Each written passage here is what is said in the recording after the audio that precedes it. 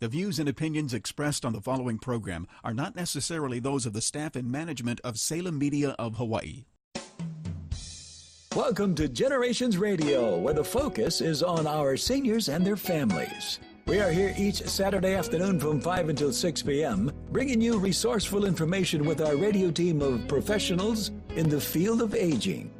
Stay with us for the next 1 hour as we explore different ways to make life more exciting and meaningful for our extraordinary seniors. Right here on AM 690 The Answer. And now, here is our host and the publisher of Generations Magazine, Percy Ihara.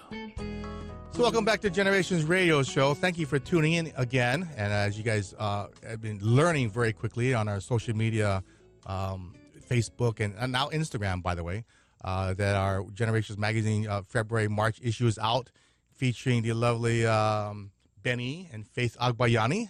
But don't get, your judgment of the front cover. That's an older picture of them, and we put it on there because it really shows them in their prime. They used to go to Las Vegas for national contests and have actually won.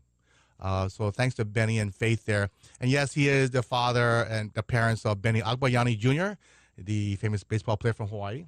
That actually played for the New York Mets, believe it or not. I know Boston and New York Mets don't get along that well. But anyway, so welcome to the show. We have a special guest all the way from Boston. That's why I mentioned that. And a topic that has been on a lot of people's minds, a topic about, actually for several years for the magazine, about having a conversation about end-of-life options. And from all different aspects. But so we have, before I forget, I want to introduce the person that brought her here, Hope Young from Kokuamau. So Hope, introduce yourself and let us know what Kokuamau is. Hi, Percy. So Kokuamau is a coalition of hospice and palliative care organizations.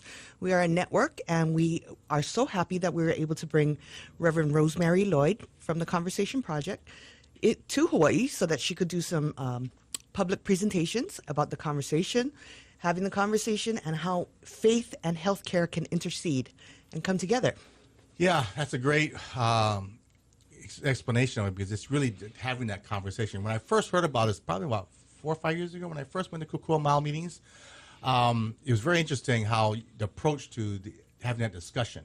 That's why it's called a Conversation Project. So welcome to the show, Rosemary. Thanks, Percy. Great to be here. Great to be in Hawaii. Have you been to Hawaii before? This is my first trip, First so time. I'm so Wow. excited and really grateful to You're going to be able to Kokuamau. get to the other islands at all? We're going to Maui on Friday for a couple of presentations, and then when I'm wrapped up here on Monday, I'm going to be on vacation on the Big Island for a few nights. Oh, really? Yeah. Don't get too close to the volcano now. I'm hoping to get pretty close. Well, it's been in the news, so it's public, but one of the guides passed away, died because he got too close to the fumes. And he has actually, not to scare you, but the two people he was guiding survived. He did not, however. So we've had stories about helicopters flying over, trying to take pictures, and the cameraman fall in. So not to scare you, but it's a great... And you are, because she's staying at the Volcano House. I'm staying and I just booked a helicopter ride with the doors off. Oh, my Maybe goodness. I should change the plan. No, I'll just have the conversation with my husband before I get on that helicopter. Make sure you do not unhook your belt to reach out for a nice picture or a selfie with a lava behind you. But it's great. I've been there. It's just fantastic. It's nothing like any place you ever see. That's why I want to go. It's active. And I'll tell you a story off air about how the best way to view it. But anyway, so welcome. So the topic's going to be, this show is always fun, and people love us conversation off the cuff and live. But anyway, so the Conversation Project, when I first heard about it, give us, our listeners, a little bit background on the project, how it started and all that. Okay, great. This is what I love to share.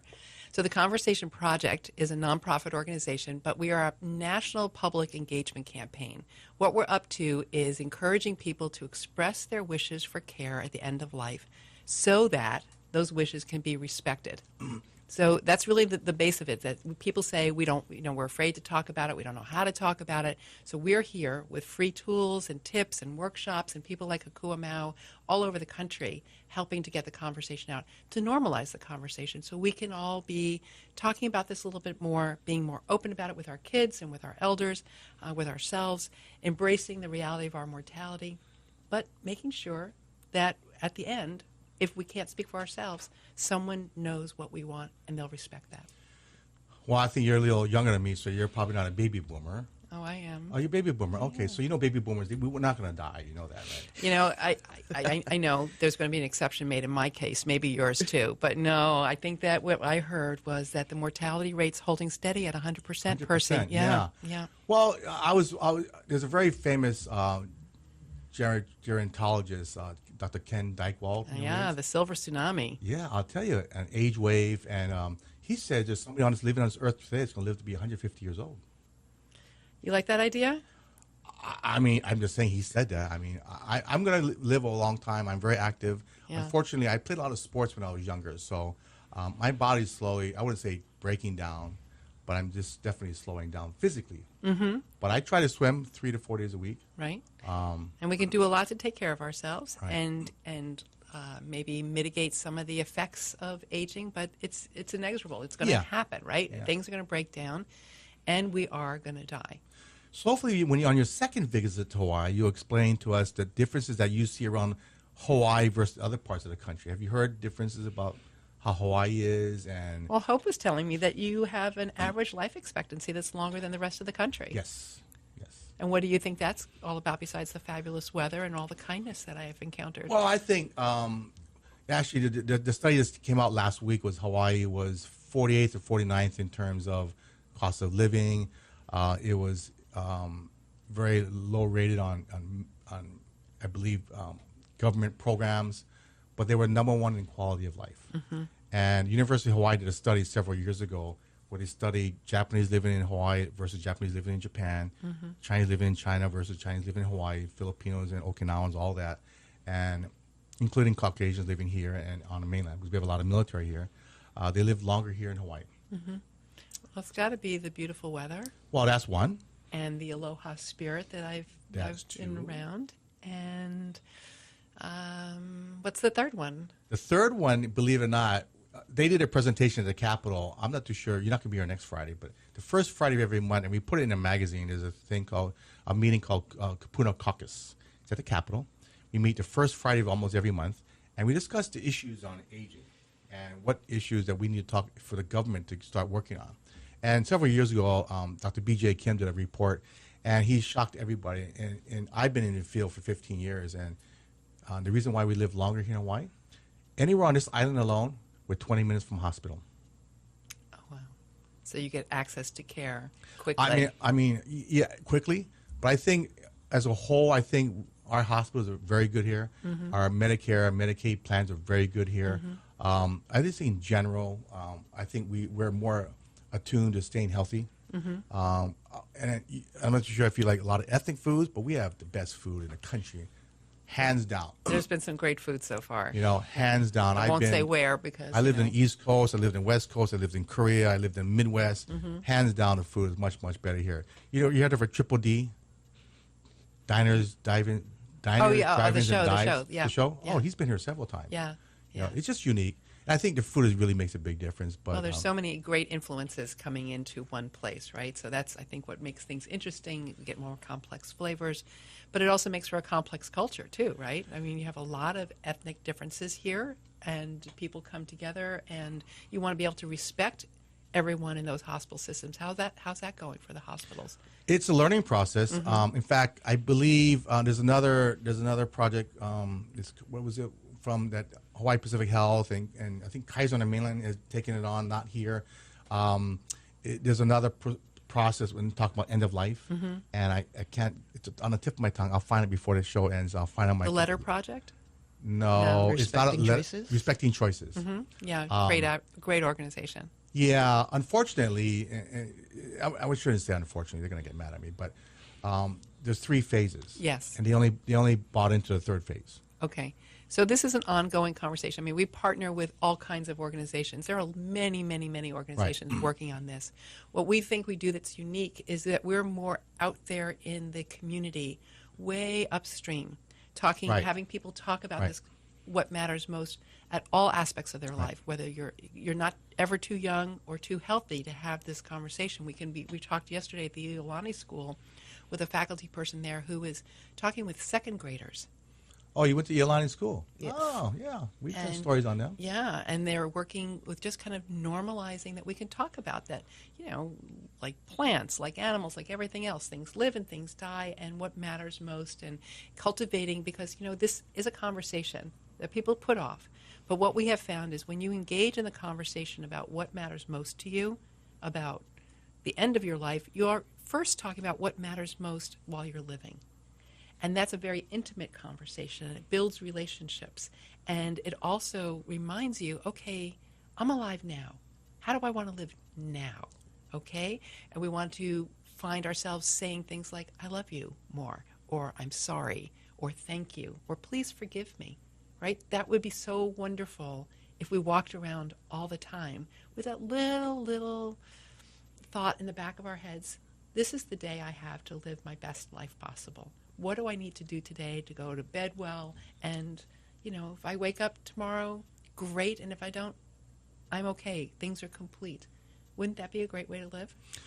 Yeah, absolutely. In fact, I was just talking to Mike Buck. Mike Buck is the daytime DJ here on AM 690 and Monday to Friday. We were just talking about it before you guys came in when you texted me, is that I work with seniors, and I see all the different ages, and I see all different lifestyles, and we see the ones that are happy, sad, live in regret, or depressed, and we both said the same thing. We want to live today. Live today, but sometimes it takes work to be able to die without regrets. Fixing some relationships. But if you start living today, every day, you're going to die with fewer regrets. Yeah, so like I said, next time you come back, we would like to open you up to a lot of things. In fact, we do a big workshop every year. This year is August 18th, Saturday, at the All-in-One Hotel. You're more than welcome to come back. I'd be happy to We get come about back. 3,000 people come, and they sit for probably a minimum of 4 hours. We have 6 rooms going on at one time. So we do 18 workshops in the morning, and we replay most of them in the afternoon. Wow. Do you include Kukua Mau in the conversation We have project? in the past, Yeah. but if you come back, we might be able to hold a slot for you. Otherwise, you might want to come back. I was last year's president of this organization called Hawaii Pacific Gerontological Society. And this year is a conference year. We do a conference every other year, and this year is a conference year. So I'm actually the conference chair. Wonderful. And so we might want to think about if you're able to, and somebody can bring you back. Love to have you be one of our speakers, because we're looking for speakers right now. Well, I can be a speaker, certainly, but, both Hope and Jeanette at Kukua Mau are really well trained in this. They've done all of our speakers training. They're actually the experts, and they know what's going on here in the culture to modify whatever we have so that this conversation can be brought to the people of Hawaii. So they are actually very good at this. Oh yeah, we've had Jeanette before, but anyway, so I have your little PowerPoint presentation in front of me, and I'm just looking through that. Now you provide a booklet. Yeah, we have a variety of free tools that people can download from our website at any time, because what happens is people say, we have statistics that say people really, really want to talk about this. We did some surveys, and we've just did a follow-up survey. It shows the same thing. 90% of Americans say they think it's really important to have a conversation about what matters most and about the kind of care that they want through the end of their lives. But guess how many people are actually talking about it? Probably about 25%. Very good, 27%. So there's a big gap there, right? People are not doing it. And so why aren't they doing it? Too busy. Too busy? I have more important things, even though 90% of people think it's really important. Right. Things get in the way. Or how do I bring it up? I don't even know what to talk about. It's such a big topic. So we have a free starter kit, a conversation starter kit, and it has to frame the conversation by asking you questions for yourself. So this isn't about bullying mom into telling you what she wants. You have to first do this for yourself.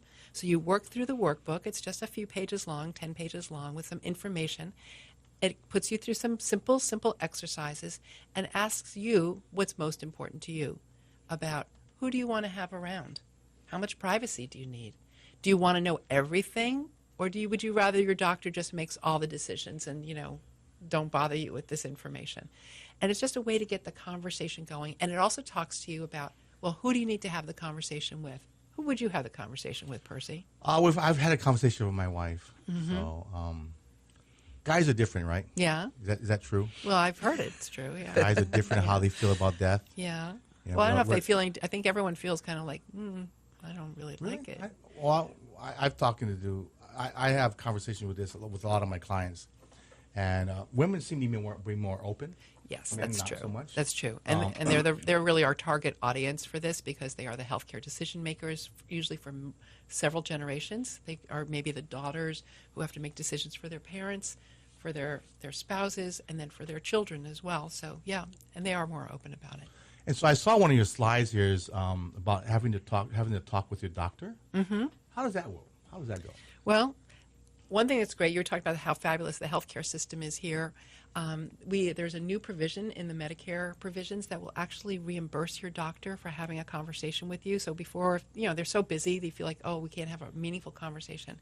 But if you're prepared before you go in and you actually let your doctor know, I want to talk about this with you, they can get reimbursed and give you a little more time in your visit. I heard about that. Yeah. So how do you do that? You just tell them, or you have to bring in your booklet? Or? It's helpful if you've done the booklet ahead of time. Because imagine if I said to you, so, Percy, what's most important to you?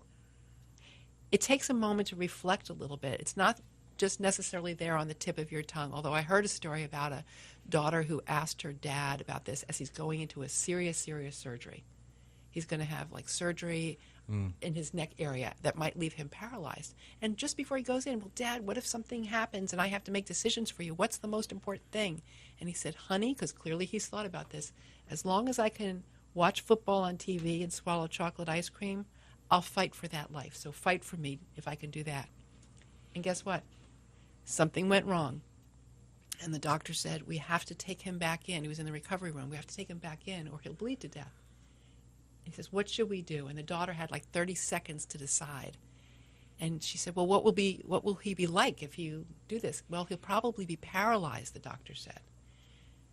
And she paused, and then she said, will he be able to swallow chocolate ice cream and watch football on TV? And the doctor probably blinked on the other end of the phone. He said, yes, we think he will be able to do that. So she said, then take him back in and try and save his life. Now, they saved his life, and he was indeed paralyzed he rehabbed and was able to use his arms later. But the thing is, who made that decision? He did. He made that decision. And because he told her, because they had that conversation, she was able to preserve his voice and his choice for him. But did he have to put that in some kind of documentation? You know what? Documentation is great. And in Hawaii, you have the Hawaiian Advance Directive, which is a legal form that assigns someone who can be your agent, the person who speaks for you.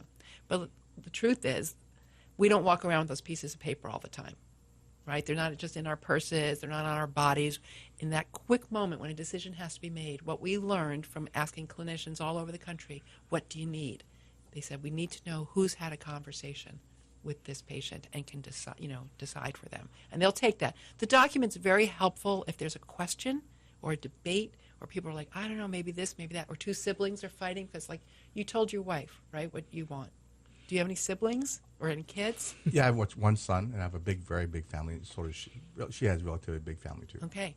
So other people are in your circle of care, people who have a stake in your well-being. Mm. And what you don't want for your poor wife, if, God forbid, she has to be making some decisions for you, is that someone else steps in and says, I don't think that's what Percy would have wanted, right? So telling a couple of people in your life, support her if she has to make this decision. I told her this is what I want, and I've also written it down in my advance directive. But doesn't the hospitals keep a copy of the advance directive, the doctor or the hospital? If it's been completed. Yeah. I think Kaiser is pretty good at that. Kaiser is really good about that. They actually have promoted that. Everything's digitized, too. HPH is also really good about that. Hawaii Pacific Health. Queens has been making strides with that. All these different organizations, they have it, but it's of no use if it hasn't been done and if there hasn't been a conversation done. And there's another little glitch that happens because of technology and because of privacy issues. You might have your document that one time you went to Queens and you had that put in that system, but now you've been admitted to Kaiser over here and they're not part of the same system. Guess what? They're not going to call. They don't have a system where they can click, and go online and find this. Fortunately, it doesn't happen that often here in Hawaii, but I know it does happen. It does happen, and we're working at the Conversation Project, and we have an umbrella organization called the Institute for Healthcare Improvement. We're working with hospitals all over the country to try and get this to be, we call it the allergy analogy. Like if you go to your doctor or your PA, your nurse practitioner, you can't get into an appointment without them saying, do you have any allergies? Right? Every time you go, no matter how many times, do you have any allergies? And if you say yes, they don't just move on. They say, well, what are you allergic to? Why? They want to avoid doing any harm. Right. We would like this question to be one of those kinds of questions. Do you have a healthcare agent? Yes. Who is it? How do we contact them? Have you had a conversation? Where's your advance directive? So that goes way up, just like that big red thing for if you have allergies. Now you have maybe another color. You have a healthcare directive. You have a healthcare agent, and we can find it because we want people to be able to steward those wishes all the way through the system, whether you're at your primary care docs, in an ambulance, critical care, or a nursing home. Yeah. And I think you're talking to some doctors, right? Mm-hmm. And hopefully does it have to come from a doctor or does it have to come from the hospital? The record? While trying to implement that question. That's a multi-dimensional issue. That's a government issue. That's a hospital system issue. That's the local medical society saying this is important to us. And part of it is also us being an activated public that says, I want to have this conversation. I want you to put that in my record. I want you to tell me that you can find it again when you're going to need it. Are there any states that have a law like that? I don't know the answer to that. They actually have a law. There are some states that are working on statewide directories. Some of them are working on it as a county-wide. We did a program down in Maryland, Howard County, Maryland, where they're trying to get everyone's records for their healthcare directives in one electronic system that any provider can access, including EMTs. Well, so you have to come back one of the first Fridays of the month to talk to Kupuna Caucus and say, hey, maybe we should do that. And I think Hope and Jeanette can probably do that. You should really come and find one of the politicians, whether it's a senator or a House representative, to really champion that thought. Because well, you have a great senator, right, that is really a big champion of this. Bella Delati is really behind all of our activities. She's a member of Kokua Mau as well. Yeah. We have a few connections out there, so well, then you got to get her to move on it. There's two of us. Yeah. Well, we only meet once a month on the first Friday of the month. You really need to come down because she's not in high attendance of the Kupuna Caucus meetings at all. I've only seen her maybe once or twice a year. She's out of town a lot, right? Yeah, she's in. Well, if it's important, I'm very adamant about it. If it's important to you, it should be important to you. If it's important to you, it should be important to your community. Yeah. And it's really important. Yeah. Well, it is an important conversation for so many reasons, right? We want to be able to respect people's wishes. We want people to, as Atul Gawande, he's like that wonderful doctor who's written a book called Being Mortal. Have you talked about that book in your magazine? I've heard about it. You should really take a look at this because he's amazing. It's Being Mortal, and it talks about aging in America and dying. And Who wrote the book? His name is Atul, A-T-U-L, Gawande, G-A-W-A-N-D-E. He's a Boston-based surgeon. Right. He writes a lot for magazines. He was the guy who came up with the checklist. So he borrowed the idea from pilots who, whenever they get in the plane, they have a checklist for safety reasons.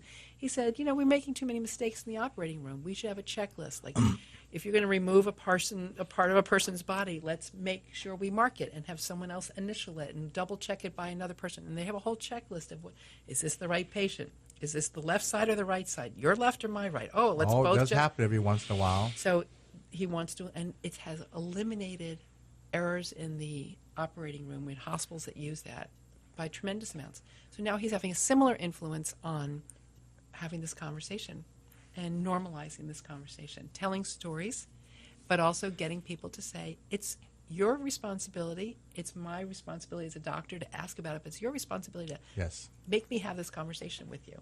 Because, doctors, unfortunately, 6 minutes per visit. And not well trained on having this conversation. Well, so I'm glad I know you're going to be talking to some doctors and some clergy while you're here. But I know, so we're here with Rosemary Lloyd from the Conversation Project and Hope Young from the Kokua Mau, and we're having a conversation about this new project. Well, it's not a new project. 5 years old. 5 years old. But you're so passionate about this project and getting out there, and you're traveling around the country. What got you involved in this project? Oh, let's see. I think it started because I grew up with 4 grandparents living in my childhood home. So I saw a lot of different ways of getting old and dying. So that probably made me comfortable with the issue in the first place. I worked as a nurse, and I saw patients kind of not knowing up until the very end just how very sick they were because the healthcare system wasn't talking. That was that was 40 years ago. Yeah, you're a reverend, right? And now I'm a minister. I kind of made another change in my career because I really wanted to work with people.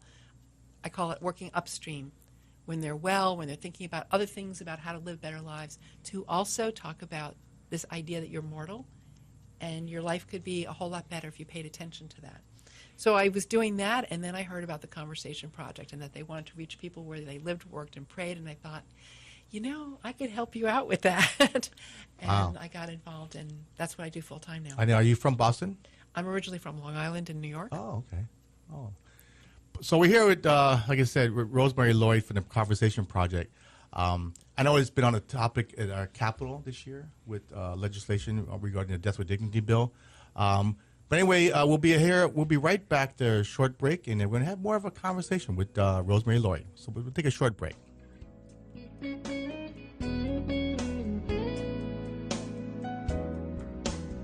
We will be right back with Percy Ihara from Generations Radio. If you have any questions or want to be part of our discussion, give us a call at 296-5467. That's 296-5467.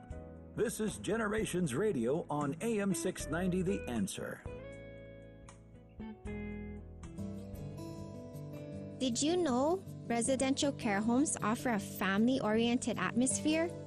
At Caregivers Heart Hawaii, our kupuna become part of the family. The smaller environment allows for more personal attention. For example, there's no waiting to go to the bathroom compared to other long-term care options. The patient-to-caregiver ratio is smaller and help is faster. Over time, residential care homes are less expensive compared to other long-term care options. Our caregivers are experienced and enjoy what they do, and all homes are ADA approved.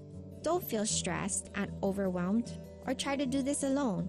Aloha, I am Ku'unani Demonte with Caregivers Heart Hawaii. Let us help you with all your care home placement needs.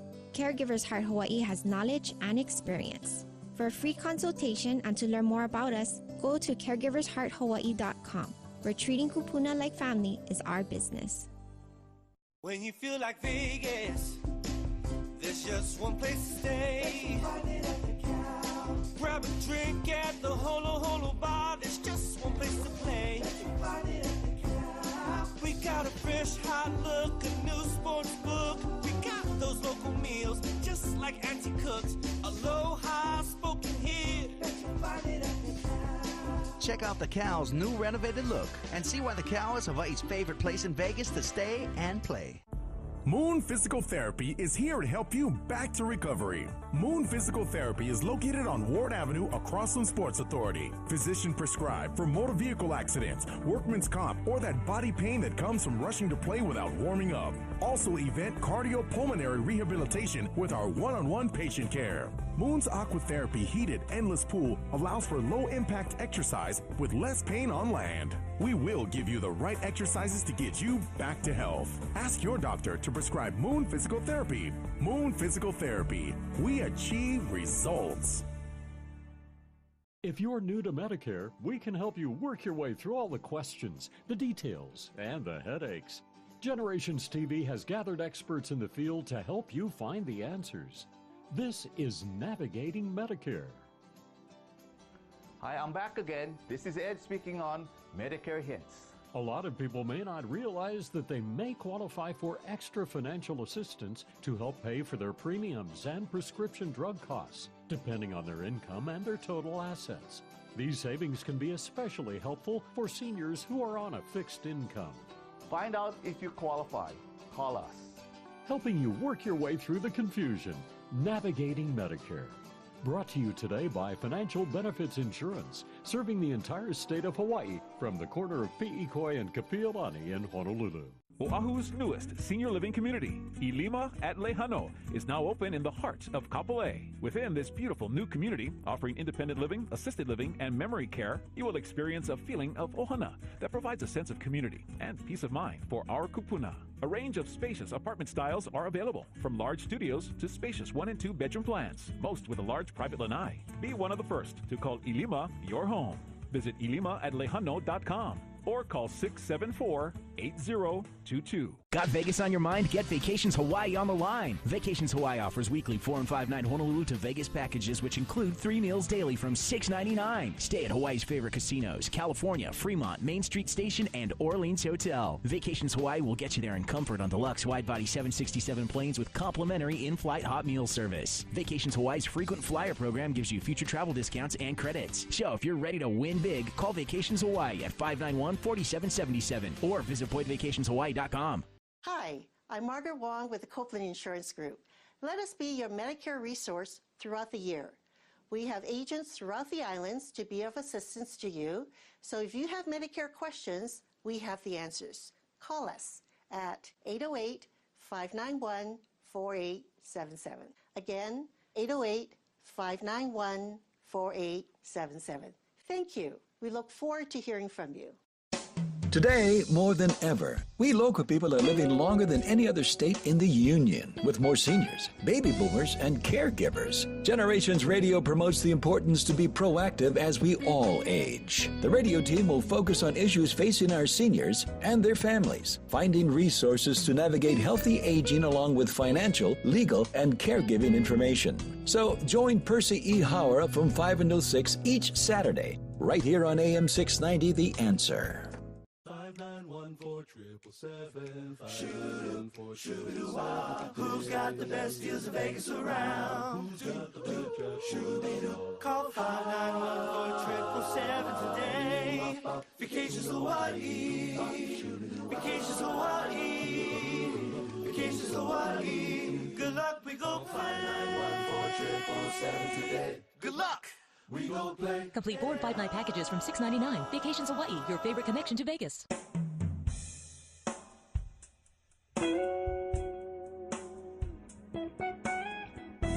Focusing on the issues facing our seniors and their families today. Here's our Generations Radio host, Percy Ihara. So welcome back to Generations Radio, and so thank you very much for tuning in this Saturday and Sunday, depending on when you're listening to us. And don't forget, we have our own social media page, Facebook, and we started Instagram about 3.5 weeks ago. So thanks to Carter, our 20-year-old phenom social media guy, 20 years old. I mean, he's amazing. But anyway, check us out. We regularly post there, and as you guys know, we started Generations, a TV show on a Spectrum OC16. Actually, it's on Channel 12, though. And it's been doing very well. Thank you for all the calls and emails. We've actually gotten people on the mainland watching our show. Isn't that amazing? That's cool. Spectrum has it on their website, I guess, and people search around. And I got getting calls from Southern California that, I'm 65 years old, and God, this is great. I've never seen anything like that. I said, well, it's because there aren't a whole lot of shows like this anywhere in the United States that we have found. And I've been to the East Coast and West Coast, and I just went to Arizona recently. I'll be going to San Diego in about 3 weeks. So thank you very much for tuning in and listening. And please, all we can ask is that if you like it, pass it on to your friends, neighbors, and friends from church and work. And, caregiving is like everybody's going to be going through that. And that's one of the biggest topics we face. But another big topic is called the Conversation Project. And we're talking with Rosemary Lloyd and Hope Young from Kukuamau. So, Rosemary, the Conversation Project, I actually have the book at home, the handout that you gave me. I'm not sure if you or Jody gave it to me. I was at I saw you at Aging in Place, I think. Maybe, I don't know. Right? And the booklets were there. Yeah. And I have it. I have not actually filled it out, to be honest with you. But my wife and I have both talked about this. I want Earth, Wind, and Fire to be played. All right. funeral. Knowing your playlist is good. And great food. I don't want to live that long. But for men that, like I said, I find men are not as open, especially the older Asian men, not to be stereotyping, but it's true. How do you get that conversation going? How do you stimulate them to open up? Because it is something that, for a lot of men, I mean, it's getting better, but for a lot of men, it's hard. And you can't blame them. No, we don't want to do any blaming. I think reminding people about a couple of things helps. Men have been providers for their families. One of the things that they want to be able to do is make sure everybody's okay, right? So one of the ways you make sure everyone's okay, if you can't speak for yourself or as you get to the end of your life, is making sure that they're not left in the dark, that they're not blindsided by, that all these decisions they may have to make. Back in the day, it used to be you lived and then you died, right? Because we didn't have a lot of great medical interventions. We didn't have antibiotics. Now what happens is only 10% of us are going to die suddenly. That means 90% of us are going to live for a long time, probably with a chronic illness of some kind or with great old age, and things happen. So you live, something happens, you kind of go down the mountain a little bit, but then you come back up almost at the same level.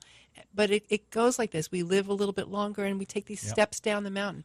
Lots of decisions have to be made. 75% of people over 65 will at some point be admitted to an emergency room or a hospital because something has happened and they cannot make their own decisions. So it could be a fall, it could be a medication error, it could be early onset dementia, stroke, heart attack. You want to make sure, so for a man, we'd say, if we want to stereotype, control is important. How will you have control? How will you preserve your autonomy and what you want for you unless you've told somebody? So it's like you've got to tell somebody. You've got to have a conversation about it. And I talked to the guy the other day, and we had the first exercise, which was you close your eyes and just, think for a minute, reflect. Don't just make it a quick, whatever. You sit and you think about this. When it comes to the end of my life, what matters the most to me? And you have to reflect on that. And this guy wrote down one sentence. I want to die with dignity. And I said to him, okay, I like the color blue. What does that mean to you? Everybody gets a different picture, right? Sky blue, azure, turquoise. I'm colorblind, so it means a lot. Okay, all right. It means a lot of different things. I said, I have to say what shade of blue. You have to say what dignity means to you. So I think for men who want dignity, who want to preserve their control, who want to take care of their families and not have them left in the dark, they've got to do the thing that they've always done. They've got to step up, and they've got to do this even though it's hard. That's a great way to put it. We'll have to get that back on film because it's really true about how the respect, but also they want to be in control. And it's really important. Is there a certain age that people need to start working on this project? You said 65. So well, no. You can't be too young to start this conversation. Yeah. Absolutely, you cannot be too young. In fact is 18 is a good time to make sure you have your advance directive completed in Hawaii. Why? Well, if something happens to you, like you're surfing, you fall, you hit your head, you're unconscious, who's going to make decisions for you? You think your parents are going to step in? Guess what? The hospital's hands are tied. You're an adult. You don't have a healthcare agent. They're not supposed to actually talk to you because they're protecting your privacy. Well, they have a responsibility to save you. Right. They have a responsibility to save you, and of course, we want you to do everything you can to save an 18-year-old, right? You want that to restore them to the best life possible, and the chances are really good, especially since here in Honolulu, you're only 20 minutes away from a hospital, so chances are really good that will happen.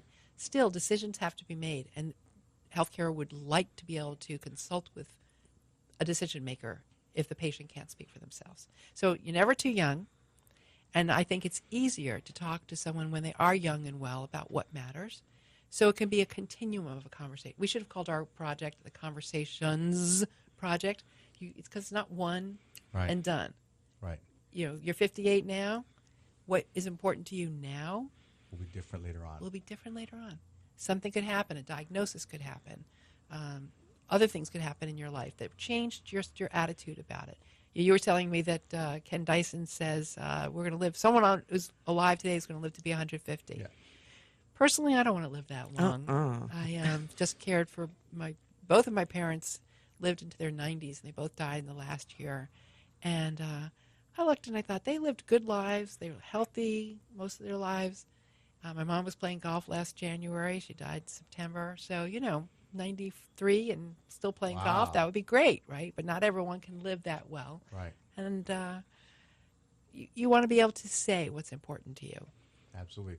So that person that let's say signs a medical directive or is the agent, the healthcare agent. Who is that normally? Is that normally your wife or a spouse or? So a lot of people assume it has to be your spouse or it has to be your next of kin. Do you want to say something about that, Hope? Well, here in Hawaii, it doesn't automatically default to your next of kin. We have a hui system. So whoever is involved or wants to be involved in your care has the opportunity to speak up.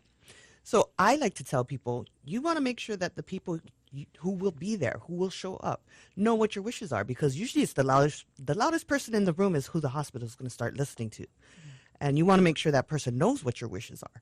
But it's even better if you have it documented so that they automatically talk to that person. Right. You want someone who's your healthcare agent who's got a good spine, like who can stand up to the system and who could stand up to the loudest person in the room.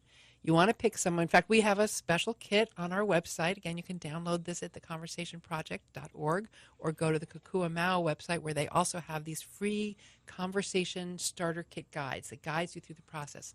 There's one that says how to be and how to choose a healthcare proxy, which is another word for agent or durable power of attorney. So you want someone who can stand up. You want someone who has had a conversation with you and understands what you want. And then you say to them, honey, this is what I want. Can you do that for me?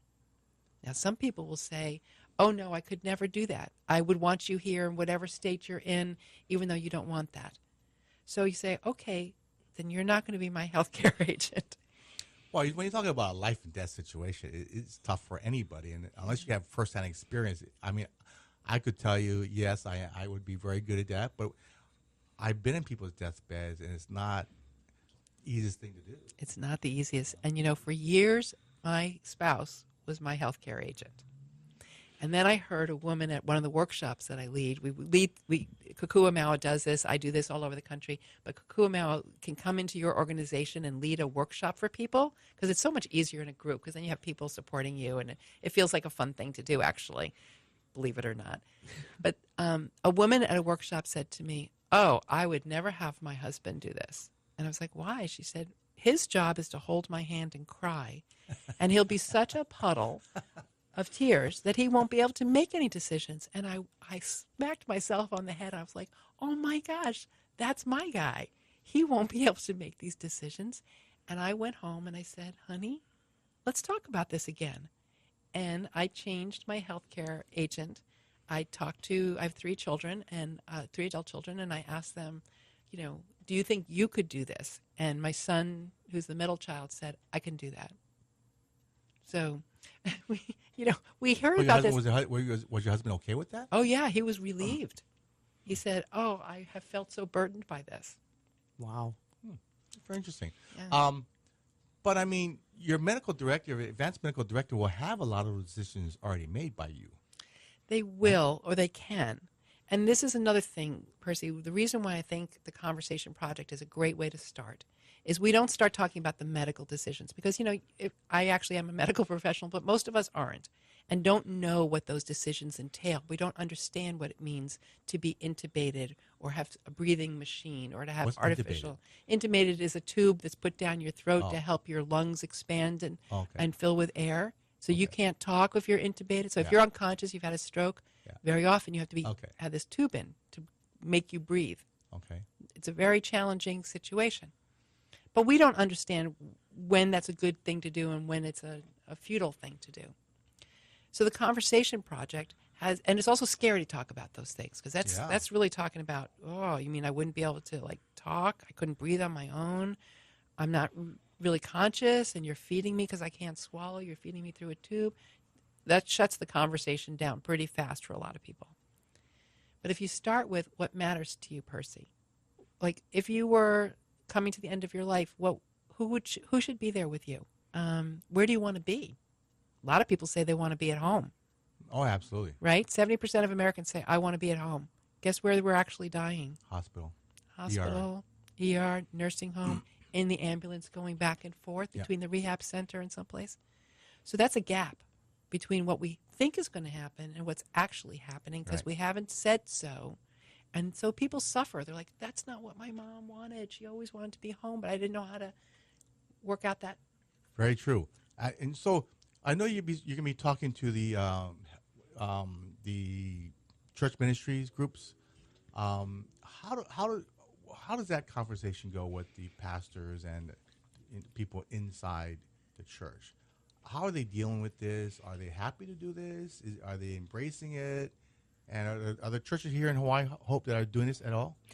No, and that's really what we wanted to get Really? Rosemary doing is Shame on get them. them all started, get them, excited about this and helping their people. That's what we really want to do is just instill that excitement, get them started, get the tools for them so that they know how to go about doing this, and then get the public talking about these things because it's really important that it's a way to come together, not only as a congregation, but as support for each other within the community. So that's what we really want to make sure Rosemary is able to do with all the clergy that she'll be talking to. And you're speaking to them Monday. Monday, there's a clergy breakfast being sponsored by Kokuamau and Pacifica Ministries. And if there are any clergy out there listening, where can they join us? They can actually email us at info@kokuamau, and we will be sure to give them all the information that they'd like. Great. I'd love to see some of my colleagues there because I've learned a lot over the last 4 years traveling around the country talking to faith leaders of every denomination. And sometimes it's a little bit of a sell. Like I have a friend in Boston who's a minister, and she said to me, Rosemary, all my people want to go to heaven, but none of them want to die to get there, and they sure don't want to talk about it. So she wasn't so ready for this. But in other congregations, we've seen people say, oh, of course, we've taken care of babies, when they come into our community, and we escort them out when they die. Why shouldn't we be talking about what happens in between, about how you want to live and how you want to die? So they're finding our tools very useful, and we have a free guide for congregational leaders, lay leaders or clergy leaders, how to do this in your congregation. We have a campaign called Conversation Sabbath where we invite clergy to preach about this in just before Thanksgiving. So because families are going to get together, share some food. So maybe you want to talk about this when you're all together. We have sermons posted online, so if you don't even want to write your own sermon, we have about 12 sermons with permission from the authors. You can borrow, steal, take a weekend off, and just stand up and deliver that one. So At the Conversation or Conversation Project? At theconversationproject.org, there's a resource center with all kinds of information, all of our free starter kits, and the sermons, and how to get started in congregations. With a couple of videos, you get to see me live, Oh, you have with videos? a different haircut. Do you have a video of doing a sermon? I have a video of me talking to clergy. That's what we can share with you. Yeah, that's something that I think would be very good. They're very short. We also have a great video on how to get started talking by first talking in the mirror. So it's Practice makes perfect, right? Practice makes perfect. Like this guy, he starts off saying, so, Mom, I just finished watching Game of Thrones, and I know that everybody dies. Like, is that a good starter? Probably not. But he might start saying, remember what happened to Aunt Maria? I don't want that to happen to you. Can we talk? That's a great way to start it. Let me know if I can go. I would like to hear you because I'm not sure what my weekend's going to be like, but I think Monday morning might be interesting to go because I think it's really important. My church I've been going to for 15, 14 years. I really want them to get going on this, let alone doing more workshops with their seniors in Kupuna, because from what I've read and researched, a lot of the older people start coming back to the church. Yes. It's a safe place. It's trusted. And all the churches, there's so many great resources that, we got to add another resource, but I think it's a very important resource. Right. And, clergy, like doctors, are the people that sick people come to. Like you get a diagnosis or someone's, dying in your family, you go to talk to your clergy person. But like doctors also, they were not very well trained during their seminary days on how to have these conversations. So the starter kit is also a tool for them to practice doing it first themselves so they understand the challenges and the blessings in it. And then saying, oh, I feel more comfortable sharing this with you, Percy. Why don't you take this home, fill it out, and then let's talk about what your answers are in this. And then maybe we can talk about having a family meeting where we could all talk about this. So there are lots of great opportunities. And like you're not the clergy leader, right? But you'd be interested in moving this forward in your community. So talking with your clergy leader and saying, I have a passion for this. I can put a team together. You don't have to do anything except make sure I get on the calendar and I get a room and you don't get in my way. But we'll carry this for you and make our community life better together. You know, I was looking at one of the questions you had regarding different situations about what do you do with someone who has Alzheimer's or dementia? How does that conversation go, and how do you deal with the family? Hope, you guys have been doing some work in this area. I'm happy to take this. So, it's really hard to do an advance directive for someone who's been diagnosed, but that doesn't mean the conversation shouldn't be had. You can have periods of lucidness where they can tell you what's important to them. You can have discussions, and you can really advocate on their behalf. And it's still a matter of what's important to them, what their values are, and being that advocate for them. The document itself, you really can't do it once they've been diagnosed, right. But the conversations are really important to keep having for as long as you can have them. Right. So we also have a free guide that's available through Kukua Mau or through our website at theconversationproject.org, which helps guide families in thinking through those questions. And there's probably no disease process where it's more important to have the conversation sooner rather than later. We always think it's too soon until it's too late, and that's especially true with dementia or Alzheimer's disease. As hard as it may be, you can't be in denial about this, that it's a predictable progression of losing your capacity to make decisions for yourself. So talking early on with your loved one and to find out what is most important, or coming together as a family and saying, let's not talk about what you want for Dad or what I want. Let's talk about what we think Dad would have wanted in this situation and come to some agreement together so we're not fighting at the end. The whole Conversation Project started because Ellen Goodman, who's the founder of the Conversation Project, her mom had late onset dementia. And Ellen said, my mom couldn't decide what she wanted for lunch, much less what she wanted for health care. Right? That's a hard thing, but it's true. And she said, and I was her health care agent, and I didn't know what she wanted. But I had to make all these decisions. When she fell and she broke her hip, she didn't understand what surgery was. Was I going to put her through surgery? She didn't know that she should stay in the bed. Am I going to have her tied down? Oh, with Alzheimer's, sometimes people aspirate. They get food stuck and they get pneumonia. And so how often do you treat the pneumonia? Or would the person say, honey, if I get to that point and I'm not competent anymore and I get pneumonia, maybe you want to just back off on the treatment and let my body do what my body's going to do. I mean, you can forget how to eat. Yes.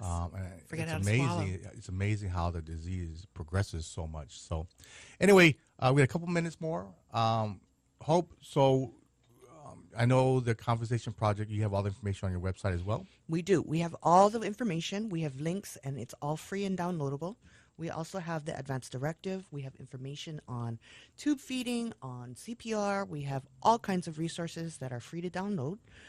We are happy to come out into the community and do these starter kits and talk about the documents, talk about what matters most. We're happy to go out into the community. We do free presentations for senior groups, for book club, for church groups. Whoever wants us to come out, we'll be happy to come out and do that with you. So how to get a hold of you, Hope? So easiest way is to go online to our website and then go through that. But you can always reach me directly at hope@kokuamau.org. And if they don't use email? They can call me. They can always call me. My number is 221-2970. That's one thing we always want to make sure. You'd be surprised how many people are not on the web, whatever reason. But Rosemary, thank you so much.